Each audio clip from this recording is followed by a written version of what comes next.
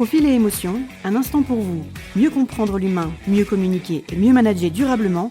Moins de tension, plus d'impact avec Natacha et Alexandre.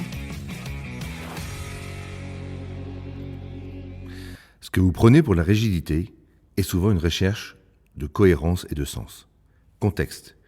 Et en réunion stratégique, un manager dit « Je ne suis pas d'accord avec ces discussions.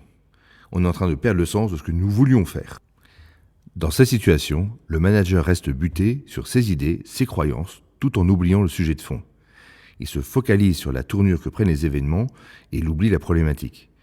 Il perd sa lucidité et sa flexibilité avec sa phrase typique qui devient « ce n'est pas acceptable ». Résultat, perte de crédit du manager et perte de confiance.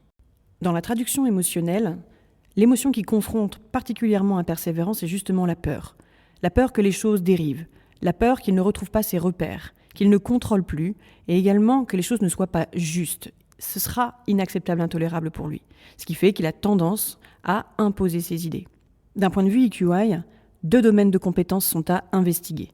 Celle de la prise de décision et la compétence de gestion du stress. Ici, le sens des réalités, savoir objectiver les choses de manière constructive et faire preuve de flexibilité dans une notion de stress sont essentiels. Pour ça, en individuel, je conseillerais de travailler la conscience de soi émotionnelle et la capacité à résoudre des problèmes complexes quand les émotions sont impliquées. Exposez-nous vos questions en commentaire, nous y répondrons dans les prochains instants. Profil et émotion. À vous de jouer.